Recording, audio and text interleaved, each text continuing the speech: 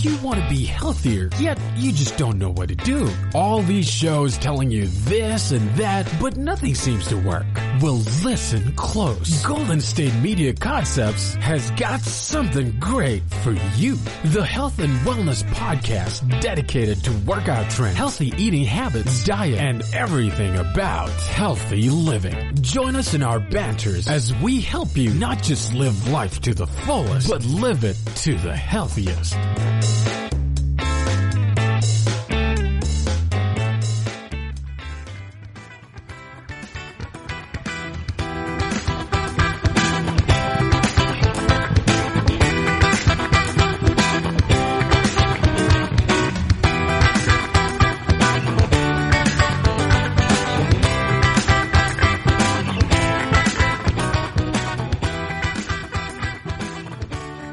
Thank you for tuning in to the GSMC Health and Wellness Podcast, brought to you by the GSMC Podcast Network. I'm your host, Alex. Today, I want to talk to you guys about how music can impact our health and wellness. Music is something that is very human, and almost all cultures have music. They create their own music. That's been true throughout history and different people's lifespans. So as humans, even if we are not necessarily able to carry a tune, we do often sing or hum or whistle or even clap and sway along with the music. The human brain and nervous system are actually wired to distinguish music from noise and to respond to rhythm and repetition, as well as melodies. So it's not entirely for certain whether this truly serves a biological or really evolutionary purpose, but varied groups of studies suggest that music may enhance human health and wellness. So how does music work? How does our body really perceive it? Well, just like any other type of sound, music comes to your ear as sound waves, and your external ear kind of collects those sound waves, and then your ear canal brings them into your eardrum. As those sound waves strike against your eardrum vibrates, and those vibrations are passed down along this chain of tiny bones until they reach the third bone, the stapes, in your middle ear. So it goes through the malleus, the incus, and the stapes, which are teeny tiny. And the stapes, the last one, connects to the cochlea. And your cochlea is a little unit that's filled with fluid and has 10,000 to 15,000 tiny hair cells or cilia that are on it. And when the stapes comes through and vibrates, it sends fluid waves through your cochlea, which is kind of shaped in a spiral, almost like some ammonite, if you are familiar with different types of fossils. So those fluid waves also cause those hair cells to kind of sway. And then those cells release some neurotransmitters, so some chemicals, that activate your auditory nerve. And that in turn sends these tiny little electrical currents to your auditory cortex that's in the temporal lobe of your brain. So that temporal lobe is kind of on the sides. When people talk about where the temple is on their head, on their skull, that's really what they're referring to, is that kind of area on the side of your head. And your temporal bone actually also encompasses that little hard knob that you feel up behind your jaw. That is your mastoid process. So your temporal bone goes from that big old lump, that mastoid process, up and around to where people rub their heads when they say they have a headache in their temple area. Scientists are able to use MRI and PET scans, also known as positron emission tomography, to look at how your brain then reacts in that temporal lobe as it is getting those little electrical currents being applied to it. And what they found is that they think the nerve networks in different parts of your brain have the primary responsibilities for decoding and then interpreting different properties of music. So a small area in your right temporal lobe is really important for perceiving pitch. And pitch is important for melody. Melody is, in fact, just patterns of pitch that fluctuate over time, as well as chords, which are several pitches sounding at the same time. And if you play the guitar or the piano, then you know what I'm talking about. Of course, many other types of instruments also use chords, but if you think about a guitar, it has typically 6 strings, and you can actually play one string at a time. But usually you see people with multiple fingers down on the fretboard as they are strumming. And that is because they are playing chords. They're playing several different notes that are different pitches at the same time. You can also have that small area in your right temporal lobe help you out with harmony, which is 2 or more melodies at the same time, 2 or more different patterns of pitch that change over time that are going in and out, really weaving through each other. So another nearby center in your brain is responsible for decoding timbre. Timbre is really what helps your brain distinguish between different instruments that are played at the same note. And a different part of your brain, the cerebellum, processes rhythm for you. The frontal lobes process the emotional content of music, and music that can really make your spine tingle can actually light up your brain's reward center. Think about the way that you feel when you have chocolate. If chocolate is something that you very much enjoy, or ice cream, your favorite foods, things like that. And it kind of works that way in lighting up your brain's reward center. So any healthy human brain should be able to perform all of the tasks that are necessary for perceiving music. But the brains of musicians tend to be more finely attuned to those type of tasks. Now, at the other end of this broad spectrum, anyone who has brain damage, depending on the location and severity of the damage, might have some very different defects in musicality.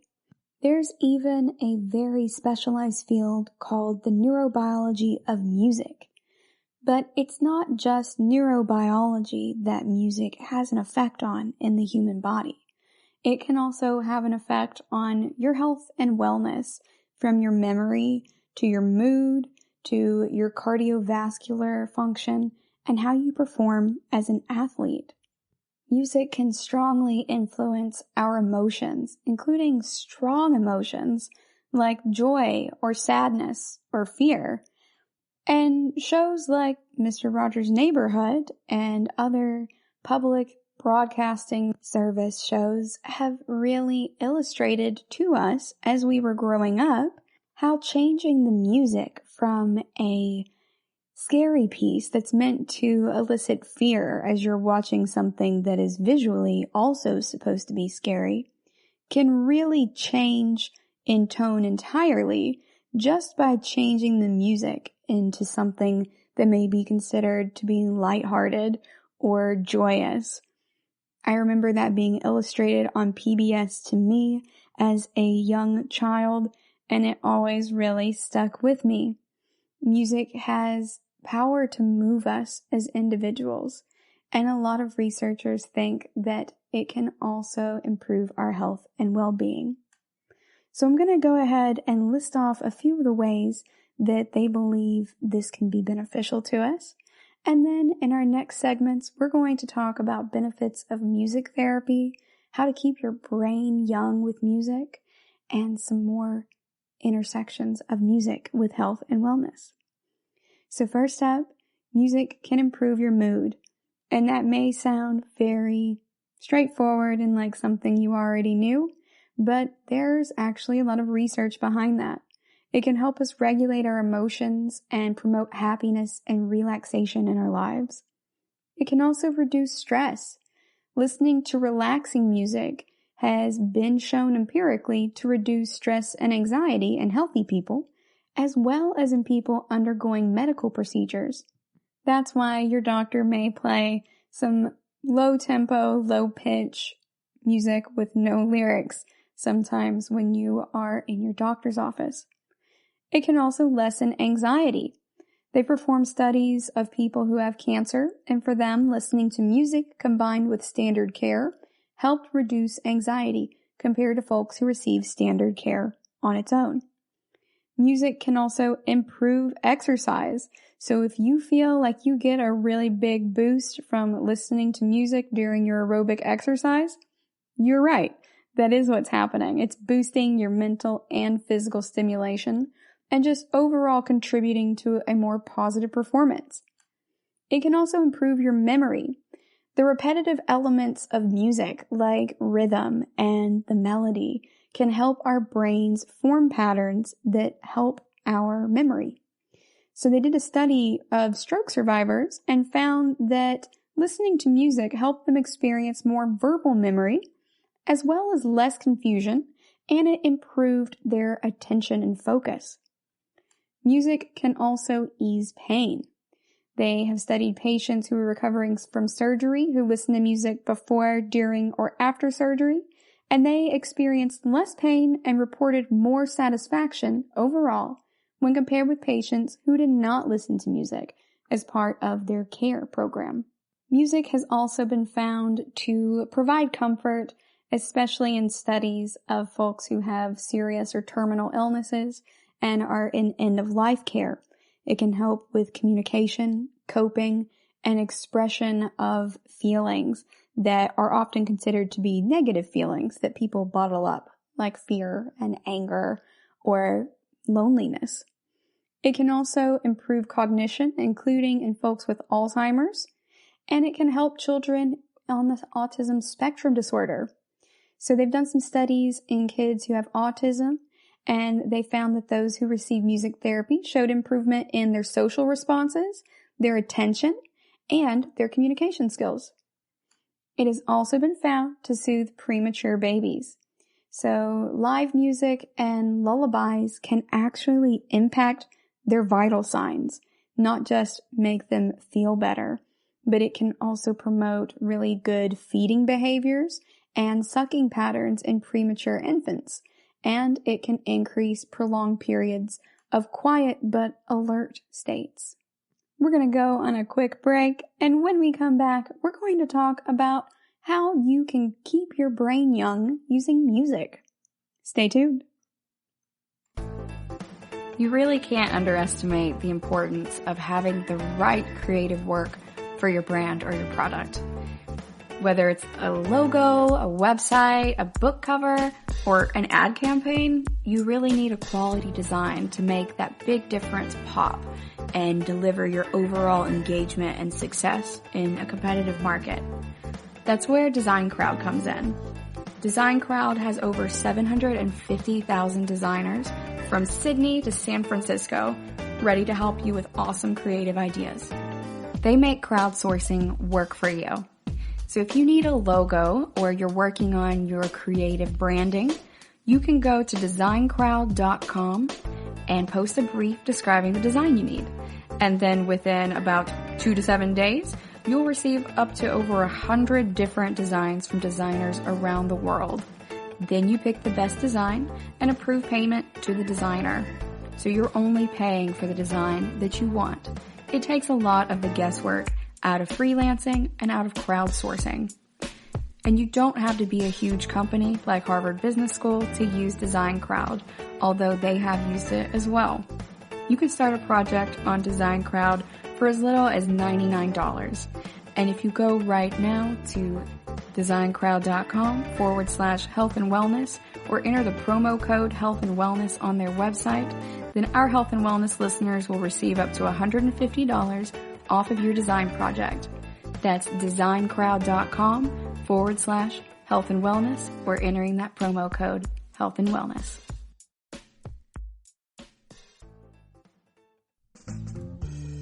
Are you looking to learn more about the latest trends from the fitness world? Are you confused by all of the different trends that are out there? The GSMC Fitness Podcast is the place for you. The GSMC Fitness Podcast is the place to come for people of all skill and interest levels. Join us as we explore the latest trends in the fitness world. Does that new exercise really work? Should I try yoga? Whatever your question, chances are good you'll find an answer on the GSMC Fitness Podcast.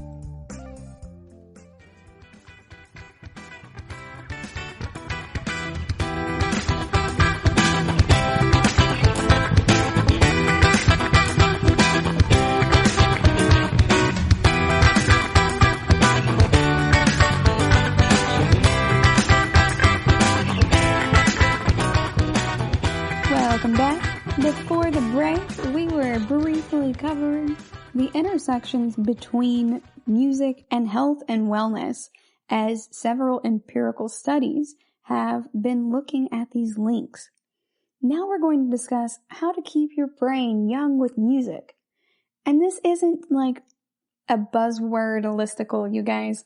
This article is from Johns Hopkins. So scientific research has shown that listening to music can give you a host of benefits in your body, and that means everything from anxiety and blood pressure reduction to better sleep, better mental alertness, memory, and of course, our moods. If you've ever stared out of a rainy window listening to sad music and pretending that you're in a music video, then you know what I'm talking about. It can impact your mood in many different ways.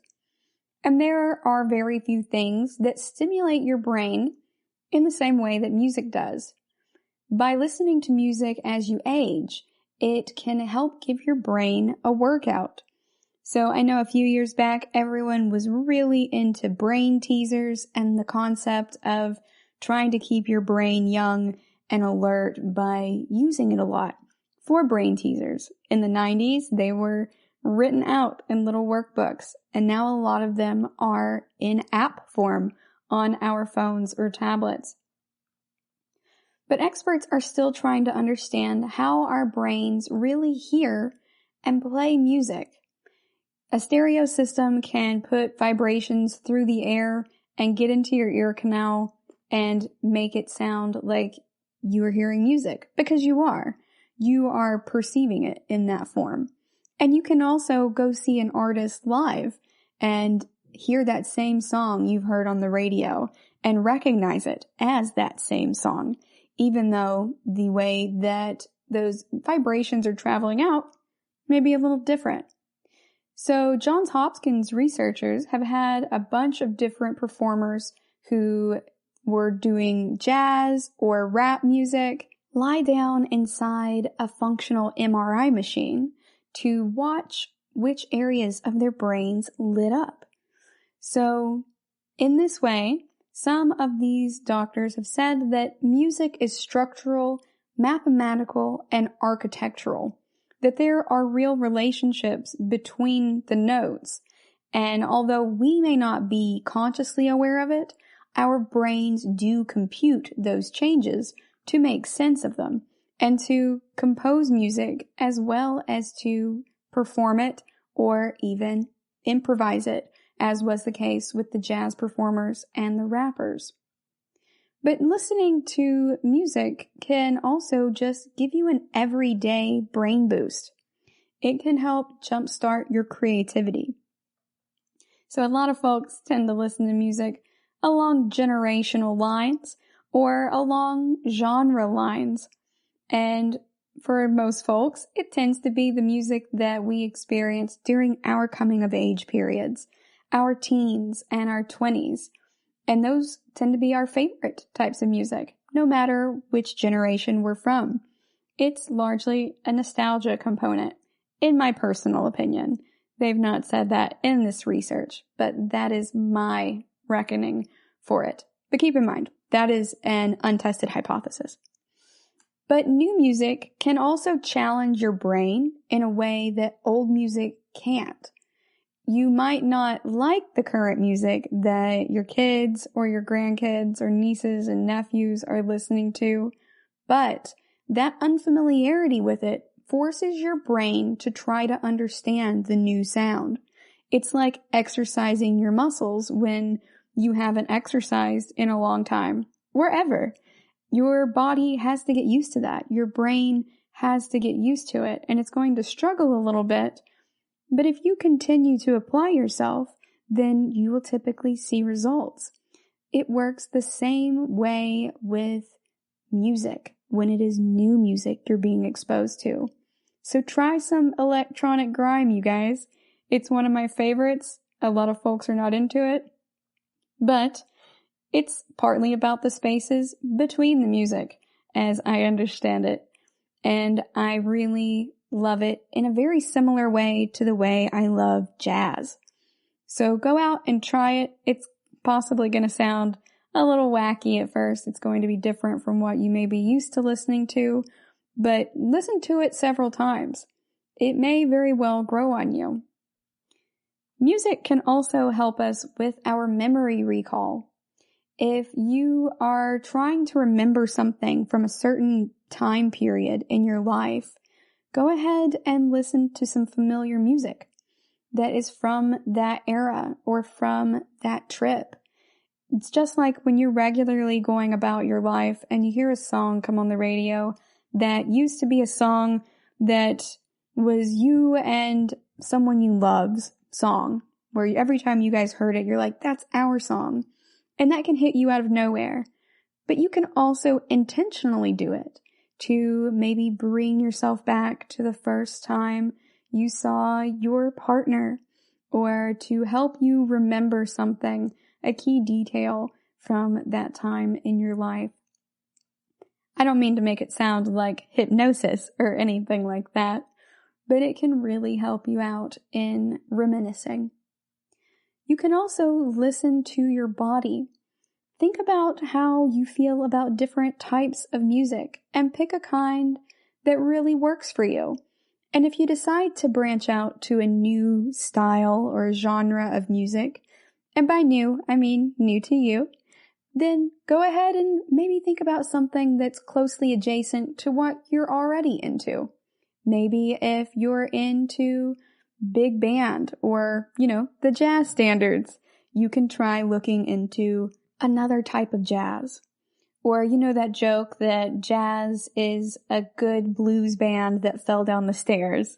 Maybe go with blues. Or if you were already into blues but not jazz, try jazz. If you're already into jazz or swing but you're not quite into electronic music, maybe try electro swing. Electro swing is one of my absolute favorites, and my godson came across my old iPod a few years back while he was visiting with me, and he got it to work, and he spent the entire time listening to electro swing. And before that, he was not into much other than hip-hop, R&B, and rap for the most part. I had him listen to some Bob Dylan, and he thought I was playing country music at that point, because even classic rock, anything that sounded like that, he was a little bit unfamiliar with, because his mom listens to it, but he doesn't.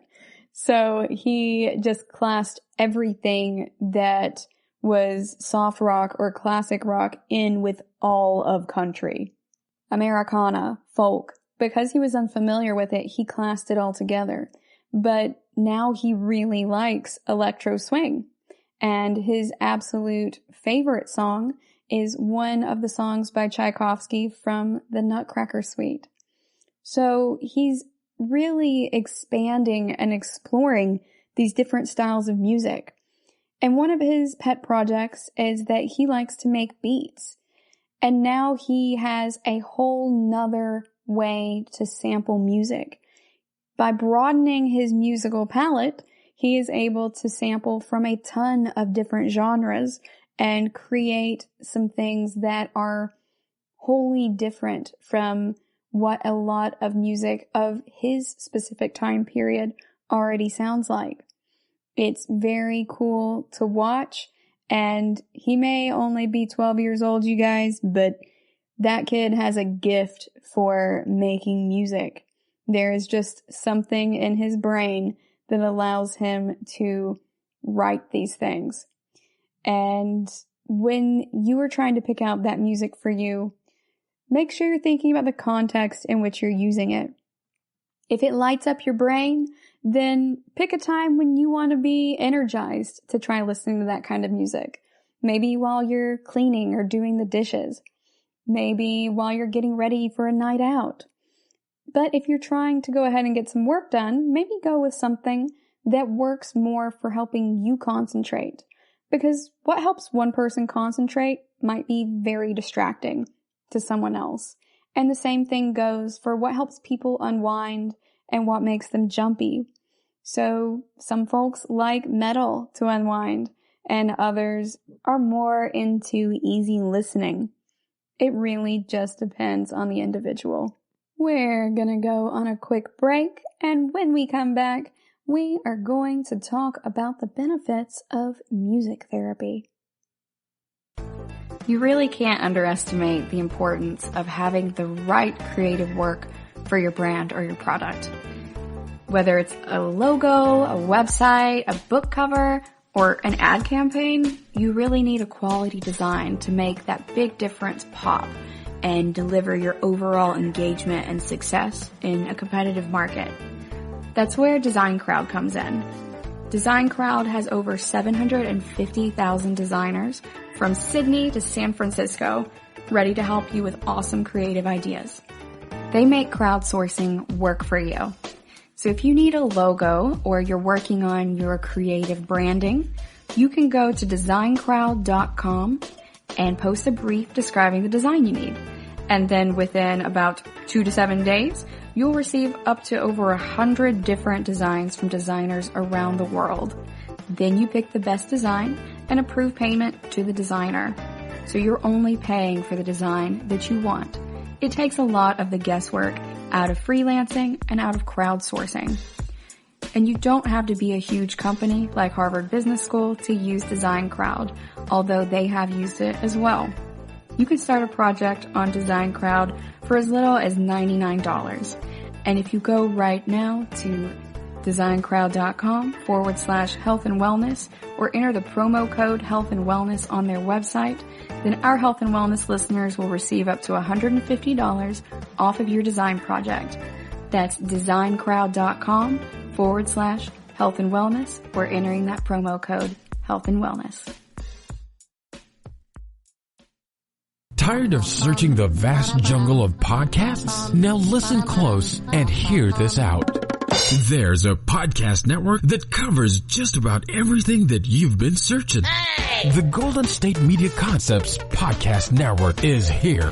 Nothing less than a podcast bliss with endless hours of podcast coverage. From news, sports, music, fashion, cooking, entertainment, fantasy, football, and so much more. So stop lurking around and go straight out to the Golden State Media Concepts Podcast Network. Guaranteed to fill that podcast itch. Whatever it may be. Visit us at www.gsmcpodcast.com. Follow us on Facebook and Twitter and download us on iTunes, SoundCloud, and Google Play.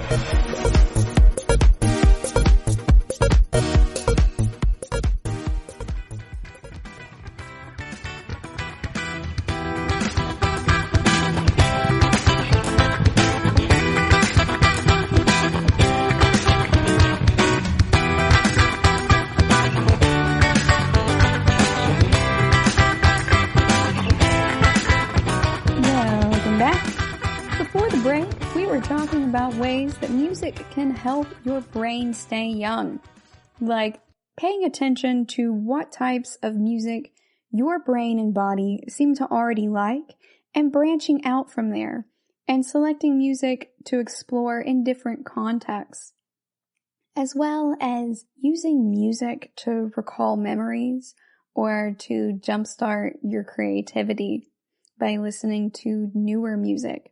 It doesn't mean you have to listen to it all the time, but every now and then it can be really good for your brain to really flex itself as a muscle, more or less. So now we're going to talk about the benefits of music therapy. Music therapy came about really after World War II, and folks found that the types and methods of music therapy in a variety of settings can have a large impact on folks who experience it. It's often used in conjunction with traditional therapy, so like talk therapy, positive psychology, or even a standalone intervention. And we're going to talk about the benefits today. There are 6 major health benefits of music therapy as recognized in the realm of psychology. That includes a reduction in anxiety and the physical effects of stress. It promotes healing. It can help manage Parkinson's and Alzheimer's diseases. It can also reduce depression and other symptoms, specifically in the elderly. It can also help to reduce symptoms of psychological disorders, including disorders such as schizophrenia. Lastly, music therapy can also improve self-expression and communication. So in this way, music therapy has really been shown to be beneficial in achieving lots of different objectives. So that can include motor function, social skills, emotions, coordination, self-expression, personal growth, and so on. Whatever your specific needs are for seeking out therapy, there may be a form of music therapy available for you. However, there are some typically common goals in music therapy, and a lot of those are related to emotional expression, cognitive skills like attention and concentration or sequencing, some physical skills like fine and gross motor movement, also sensory skills like touch, listening, being aware of your surroundings. It can improve social skills like making eye contact and turn taking, and your self-esteem, as well as your communication skills like vocalizing and using certain gestures. So in addition to just making us feel happy and relaxed, music can also impact your perception. Getting training in music can also promote your skills in decoding musical features like pitch height and frequency modulation. So being exposed to music a lot can help you develop these skills. It's also varying in how it impacts the large range of your brain structures. So those fMRIs have also shown that listening to music can impact your core structures of emotional processing. Those are your limbic and paralimbic structures. And that is in both musicians and non-musicians. So just listening to music can also have this impact, as well as creating it or playing it. That's really important because our emotions are holistically tied to our health. You can have an impact of your emotions on your autonomic nervous system, your endocrine system, and your immune system. So music can modulate your emotions, and a lot of researchers are thinking that that means we can also use music therapy to treat disorders associated with hormonal dysfunctions and imbalances, or immune dysfunction and imbalances, and so on and so forth. So overall, what can we use music therapy for? Well, we can use that for movement and overall physical rehabilitation, as well as mental rehabilitation. So it can help us motivate folks to cope with their treatments. It can also help provide emotional support or an emotional outlet. If you have a traumatic brain injury or an acquired brain injury, then you do want to get a credentialed music therapist because they can work with patients with these issues. So music therapy can help you regain speech after you have an injury in the speech centers of your brain. It can also lessen the effects of dementia or even reduce asthma episodes in adults and children, as well as reduce pain in patients who are in the hospital. So music therapy has also been used, as we discussed previously, to help children with autism spectrum disorder improve their ability to communicate. Also, it can help premature infants improve their sleep patterns and increase their ability to gain weight. Did you know that your heartbeat actually changes to mimic the music that you listen to? If you're a DJ, you may already know that. But distinguishing changes in sound are also found to be equipped in developing fetuses as well. So you can go ahead and put those headphones onto your belly and give it a shot, you guys. Listening to different types of music can also impact how you perceive the world around you. If you can't get music out of your head, in my personal experience, I like to just sing out the earworms. So a lot of times, this is just my personal anecdotal experience. If I have a song stuck in my head, if I just pull up the lyrics to it and sing it all the way out, then it will typically get out of my head. But if I'm just stuck singing that same chorus or same couple of verses over and over again, that's when it really gets stuck. So, pro tip, next time that you have a song stuck in your head, try that out. And by pro tip, I mean completely amateur anecdotal tip. Now, if you are learning a new musical instrument, it can help you improve your fine motor skills as well as your reasoning skills.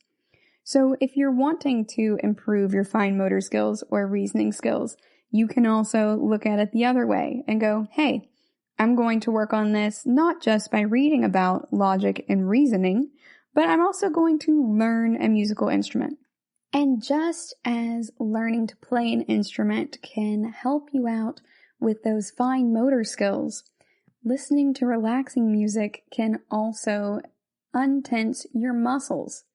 It is a cheap alternative to a massage. Granted, it may not have all of the benefits of a massage, but it can help decrease the tension in your body and stress that perhaps you weren't even aware of. It can also give a boost to other stress-relieving activities, like practicing yoga, or, in my case, taking a hot bath. So one of the best things that I can do for myself is to hop into a hot bath with my Epsom salts and go ahead and listen to some relaxing music.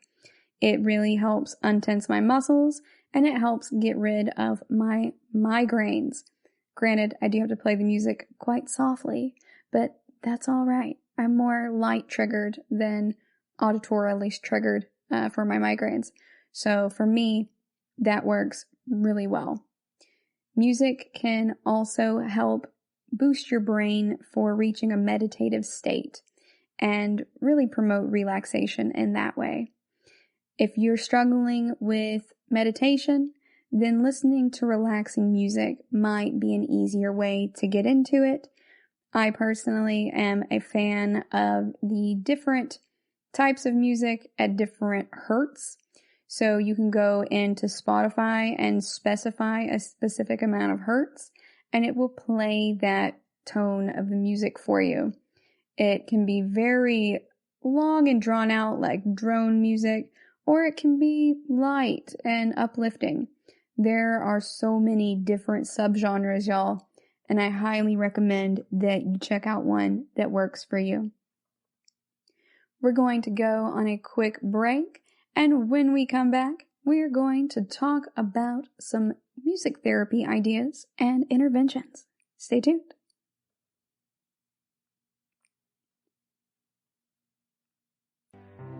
The GSMC Life and Happiness Podcast takes you on a journey of exploration. We'll discuss tried and true methods alongside the latest trends of how to best live your life to its fullest and happiest. From psychology to meditation, science to self-help books, the GSMC Life and Happiness Podcast will help you to discover what makes you happy and how you can live life being the best you possible. Download the GSMC Life and Happiness Podcast on iTunes, Stitcher, SoundCloud, Google Play, or anywhere you find podcasts. Just type GSMC in the search bar.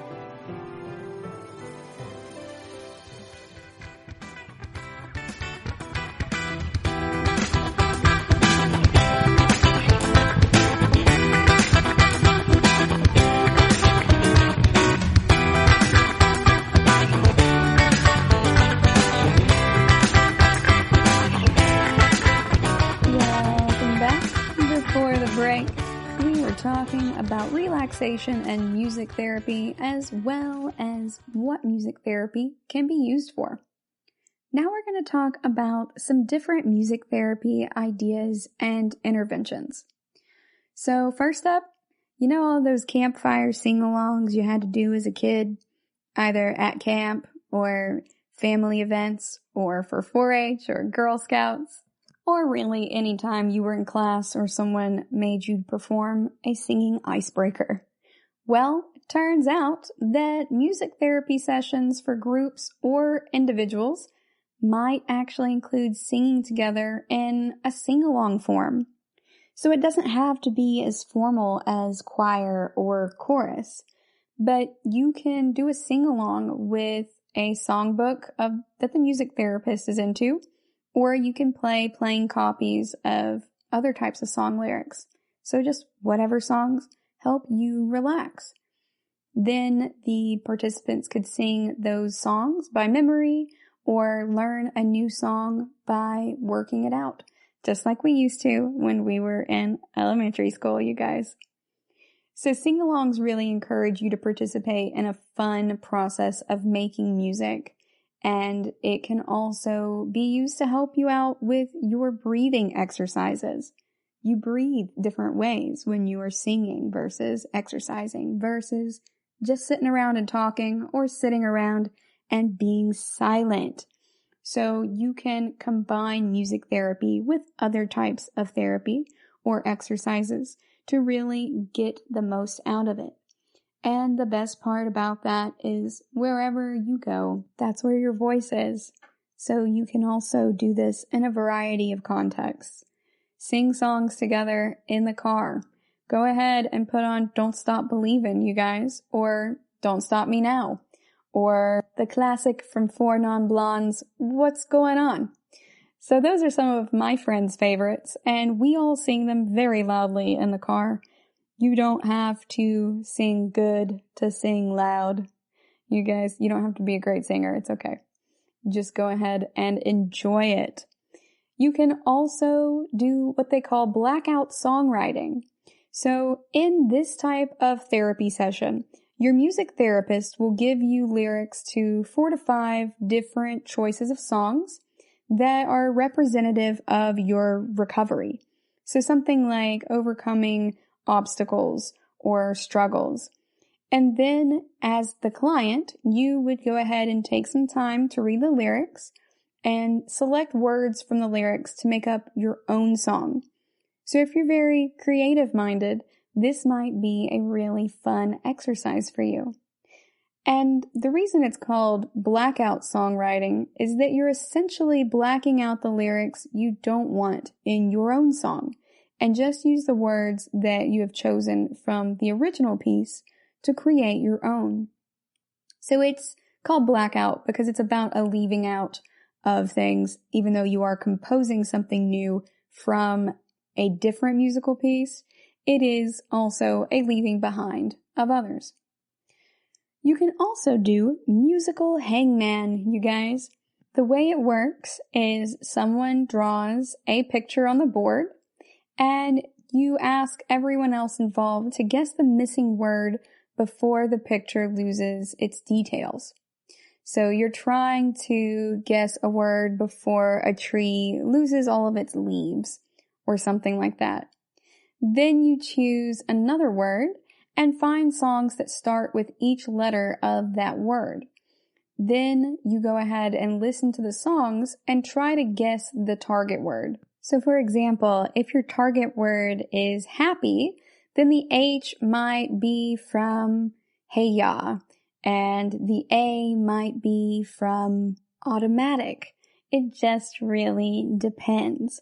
But each letter that the people guess correctly means you get to play the song that goes along with it and sing. This is typically conducted by a music therapist, and they typically will also pick a theme as well as matching the letter along with the concept of this musical hangman. In addition to musical hangman, blackout songwriting, and sing-alongs, You may also participate in blues songwriting. So your music therapist will explain the background of blues, if you're unfamiliar with it, so that you'll understand at least the basics. Then they may ask you to share something that you feel down about or blue about, and to think of a solution to the problem or a coping mechanism, whether that is an emotion-focused coping mechanism or a problem-focused coping mechanism. Then you're going to brainstorm ideas how to make those types of attempts sound poetic via songwriting. And after everyone in this therapy session has been able to write their blues, then you get some improv and sing-alongs. So you'll sing the blues as a group if you are in group therapy in this way, and they'll all follow the same type of melody. Then you can extend that using an iPad.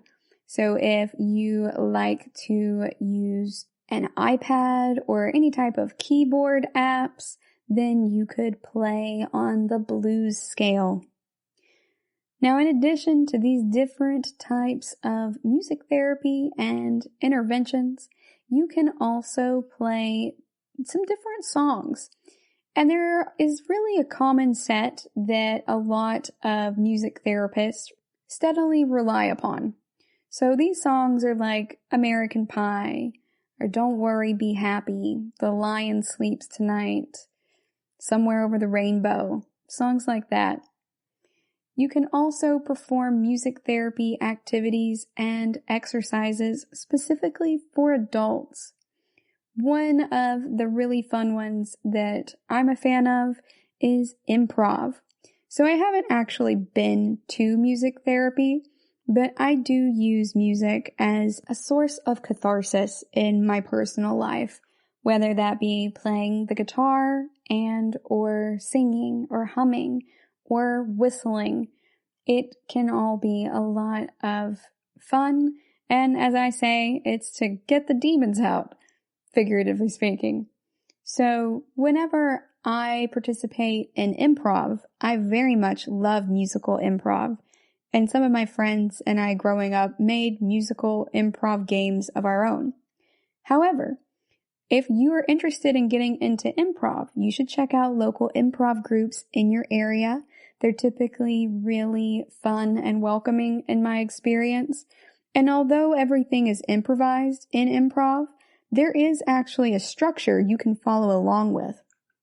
The different types of games that you play, like if you watch Whose Line Is It Anyway, they have names, like the one where you're moving another person's arms and legs is called Mannequin. Or you could do one of the ones you see on Whose Line Is It Anyway, with like the Irish songs. They do a lot of musical comedy on there, especially Wayne Brady.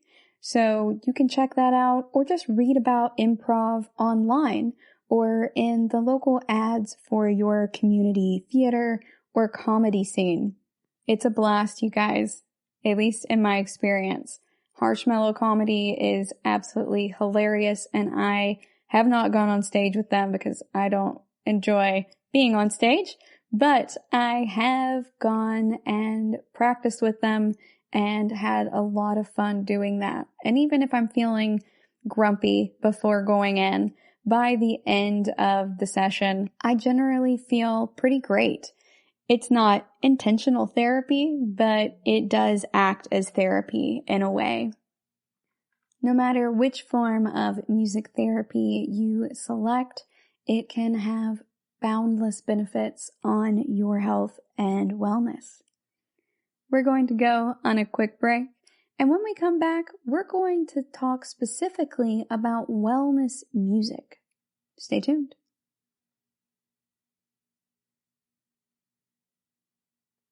Are you tired of the same old news? Are you sick of the seemingly endless political spin and negativity? The GSMC America Still Beautiful podcast is a weekly news podcast covering all the top positive and uplifting news stories. We cover stories that will inspire, uplift, and remind you of the good in the world. Tune into the Golden State Media Concepts America Still Beautiful podcast to get all the great and positive news stories of today. Download the GSMC America Still Beautiful podcast on iTunes, Stitcher, SoundCloud, Google Play, or anywhere you find podcasts. Just type GSMC in the search bar.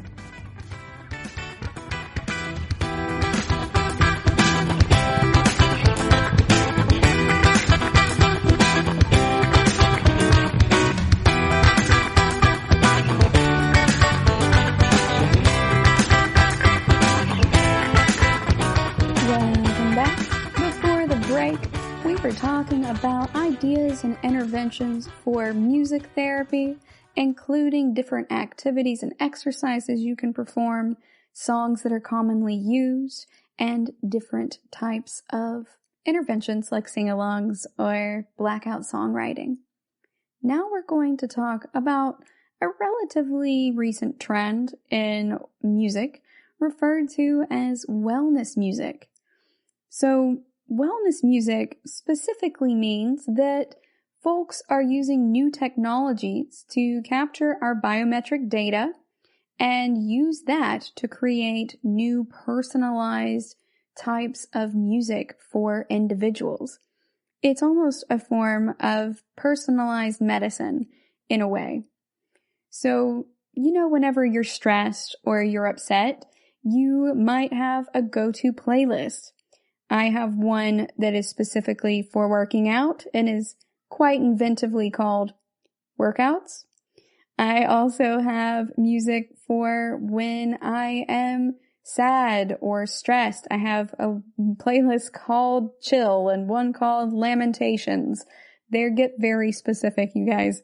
But I have a lot of different playlists based on how I feel. And just like I read books based on emotions, and I like several different genres, but I'm typically reading about 5 to 6 books simultaneously just based on how I'm feeling that day, whether I want a serious memoir or if I want a fun sci-fi or something that's a mystery. We also often listen to music in that way. One of my go-to happy songs is Benny and the Jets. Yep, by Elton John. I love Benny and the Jets, you guys, and it just makes me happy every time I hear it, to the point that if I'm feeling upset, I can intentionally listen to it, and it perks me up. And seeking it out in an intentional way is a form of therapy. Now, I don't want that to be confused in any way with music therapy performed by people who are actually credentialed in this practice and understand the science behind it. But it's like my own personal therapy. It's a stopgap measure when I just need a pick-me-up, So a lot of folks tend to underestimate how much we depend on music to process or manage our emotions. But a lot of studies have shown that humans are hardwired for music, and also they found that no other stimulus positively activates so many regions of the brain. And that includes from the amygdala to your hippocampus. And it can help you out with the powers to boost your mood and memory. So when you think of formal music therapy, it might sound like you're going to be sitting around in a medical building or in some type of school setting and have to listen to these songs together or sing these sing-alongs like around a campfire. But it doesn't necessarily look like that. Music as that intentional therapy is being revolutionized. It's really big in wellness right now, and these concepts are making big waves in the music industry too. So wellness music can come in many forms, and part of it is influenced right now by funding for medical studies on the impact of music on the brain. Some researchers are studying the process of biofeedback. Others are using artificial intelligence and machine learning to look at how the structure of music, like the beat and the chord progression or the timbre, are specifically impacting different biometrics in your body, like heart rate or your brain waves or even your sleep patterns, so that they can help use specific types of music and create new types of music in a precision manner to treat everything from physical pain to PTSD. So there are a lot of new healing playlists on Spotify. There's also a lot of ambient playlists. So I am very into ambient music, as is my buddy Bob, and I prefer a specific hertz range that is a little bit different from the one that he prefers. But we do have a little bit of overlap in our mandorla of our music Venn diagrams, where we like the same type of ambient music in some cases. It helps us to relax. It can just keep us both calm, even though we have very different personality types. Remember that your heartbeat will also settle in time with the music that you're listening to a lot of times. So if I'm having trouble sleeping, I don't want to listen to something upbeat. I want to listen to ambient music or something that is really light and flowing with a slow melody, and that helps me to go to sleep. So we're also, in addition to seeing all of these new playlists on Spotify and other music streaming services, we're seeing more AI-powered musical technology, and they can use your biology and your psychology and any other data that you provide it to give you a unique, always changing soundscape that's meant to improve your specific mental and physical health anytime you want to listen to it. This type of music is referred to as generative music apps. It's made for you. It's generated for you. It sounds absolutely wild, you guys. It's the Jetsons' future, but it's really cool, the leaps and bounds that folks are making, particularly in machine learning. Machine learning is one of my pet interests, and they have been able to do everything from program neural networks to start picking up how to make recipes. And sometimes the recipes are really gross. You have to feed it a lot of different recipes, like thousands, before you can really get it to start making its own. And sometimes it'll make recipes for things like whole chicken cookies, which is my absolute favorite, and something that I can rely on to make me laugh every time I think of it. But as we discussed in previous episodes, they're also able to use machine learning to tell us more about things like how our bodies are reacting in different systems, how our systems within our body interact with each other, and now also how to create new custom playlists to improve individual health and wellness. So just like our health and wellness are holistic, so is the power of machine learning. And so is the power of music. Now, don't get me wrong. Music therapy has been around for a really long time. You can look at many different Eastern cultures to see that. Everything from gong baths to Tibetan singing bowls can be really effective in adjusting our internal feelings and our emotions. So although a lot of times music therapy as a practice has been said to have been created after World War II, that's true in the Western context in this specific formal interpretation of music therapy. But I believe humans have been using music as therapy for a very long time. And I don't mean it in their very formal capacity, but just as a catharsis in general. You can see the powerful impact that music has on our brains and bodies. We get those boosts of dopamine in our pleasure reward centers in our brains from listening to different types of music. And it's extraordinary that you can just get this dopamine hit from something as simple as listening to a creation by a fellow human.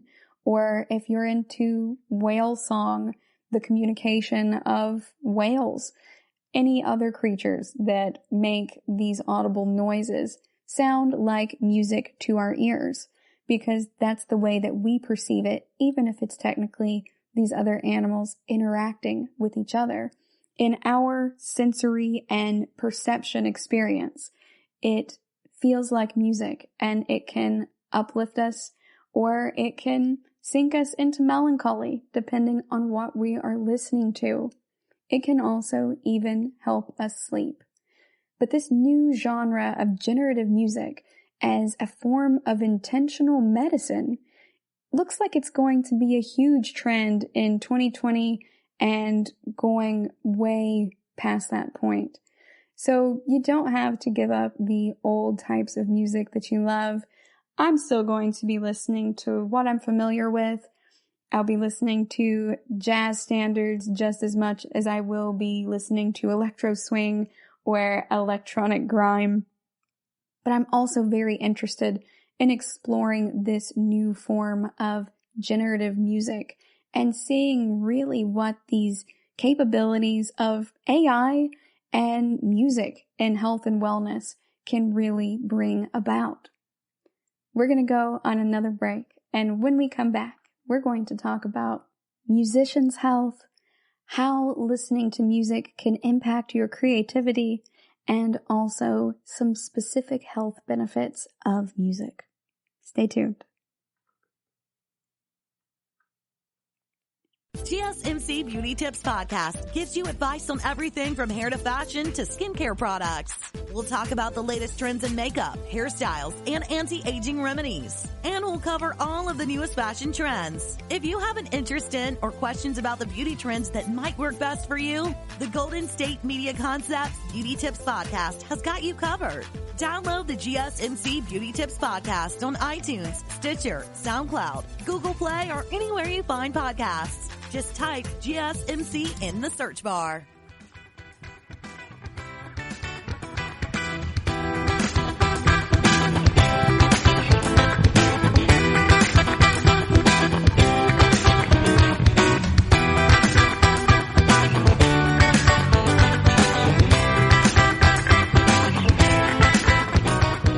Welcome back. Before the break, we were talking about health and wellness as it relates to music, and particularly the new trend of generative music in wellness.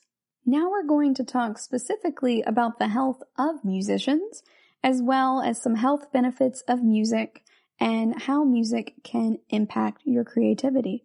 So first up, I want to talk about how music can interact with your ability to create. So I found this article a while back and have just been waiting for the opportunity to bring this up with you guys. It's been sitting as a tab open on my computer for probably a month or so. I know I am here talking about the health and wellness of the human body and not respecting that of my computer. But I digress. So now we're talking about it, and I'll be able to get that tab off of my computer. According to Harvard Health, listening to music can be relaxing for you, but it might mess with your creativity.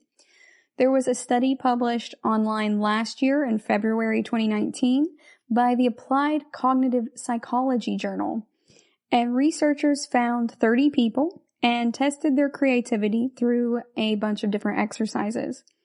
And those included things like being shown 3 words at a time and then being asked to add another word to those 3 words to create a new word or a new phrase. So, for example, if you were given the word moon, you could add that to words like struck or shot or landing to make moonstruck, moonshot, or moon landing.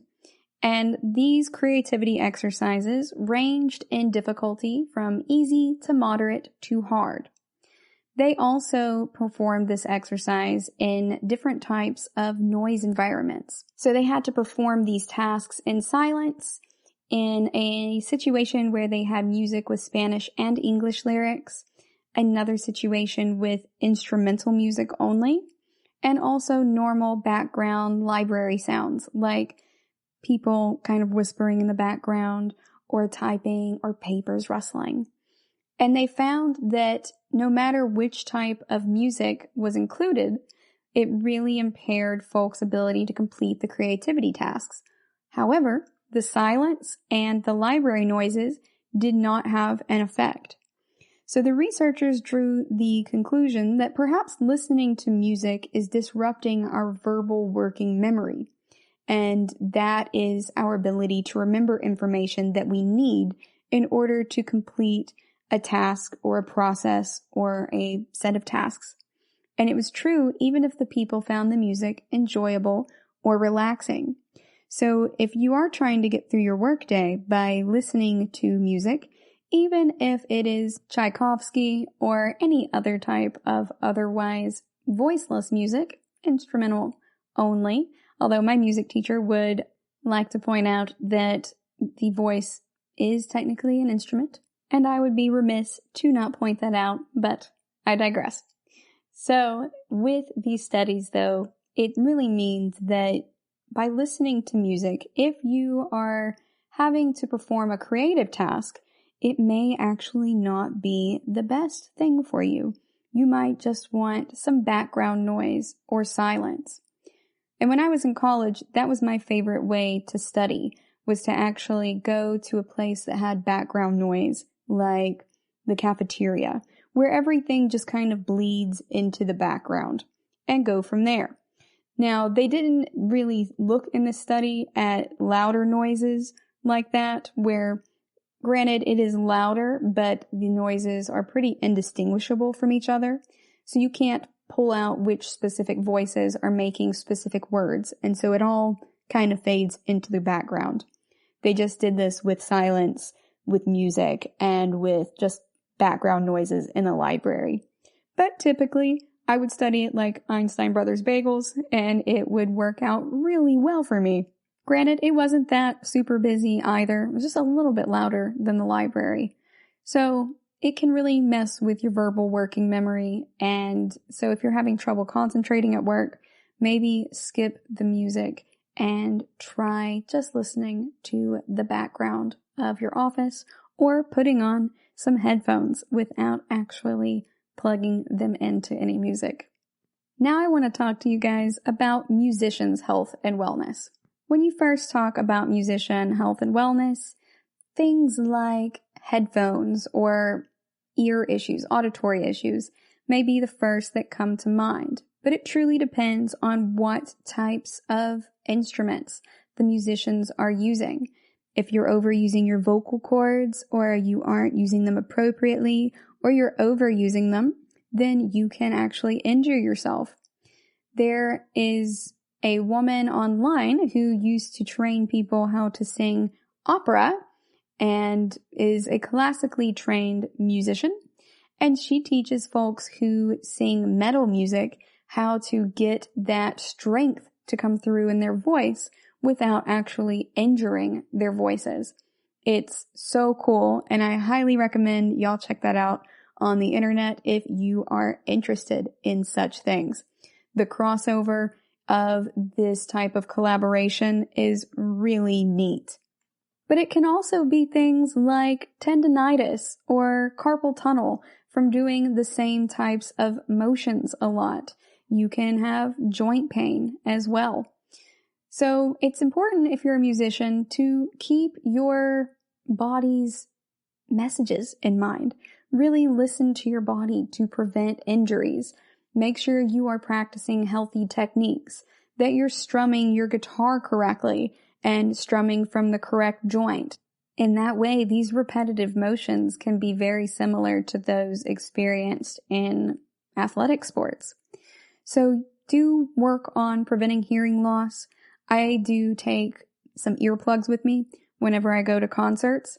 Don't get me wrong, I love concerts and I definitely want to hear the music, but sometimes the sound guy or the venue or the equipment is working in such a way that makes it to just be overwhelming, even with earplugs sometimes. So in order to protect my hearing, I do wear earplugs. And if it turns out that it's soft enough that I can take them out, then I do. It really depends, but I like to keep a box of them in the car just in case I ever should need them. But it's important if you are a musician to adapt that instrument to you in certain ways, but also making sure that you're checking out the best practices for keeping your body healthy and preventing hearing loss, dealing with performance anxiety, because mental health is health, you guys. It is holistic, and you also want to make sure that you're giving yourself time to heal and recover from any of your injuries. Now that we have discussed both the health of specifically musicians and how some studies have suggested that listening to music can interfere with your creativity, I want to wrap this up today with talking about some benefits of health and music. So first up, music is heart healthy. You get more blood flow more easily when music is played. It can also reduce your heart rate, lower your blood pressure, and decrease that stress hormone cortisol in your body, in addition to increasing serotonin and endorphin levels in your blood. It can also elevate your mood by stimulating the production of dopamine, which in turn helps relieve anxiety and depression. And it can reduce stress by triggering some biochemical stress reducers in your body. It can also stimulate memories. There's not a cure for Alzheimer's disease or dementia right now, but music therapy has helped out a lot with symptoms. It can help relax an agitated patient, improve their mood, and also promote more open communication. Music can even manage pain. It provides a competing stimulus to the pain signals that are going into your brain. So music therapy can really assist in pain management in that way, and also by reducing those stress levels. It can also increase your workout endurance by getting you pumped for a great workout session. And interestingly enough, it also helps people to eat less. If you play soft music in the background and dim the lights during a meal, it can ostensibly help people slow down while eating and consume less food in one sitting. I would like to see this study replicated in an Olive Garden, which I consider to be one of the darkest chain establishments I've ever been in. I don't know if it's just me, but I feel like Olive Garden's really dark, you guys. So I want to see how this shakes out when you put dim lights and soft background music up against unlimited breadsticks. What is the outcome of this competitive bracket? The world may never know, but if you are listening to this and you are a music scientist who also studies health and wellness or appetite, diet, and nutrition, there is your dissertation project. Let me know the results in the comments. Thank you for listening to the GSMC Health and Wellness Podcast, brought to you by the GSMC Podcast Network. I'd like to ask you to subscribe to the show, and writing us a nice review always really helps. Also, if you could please follow us on Facebook, Twitter, and Instagram, I'd appreciate it. Thank you kindly, and have a good night.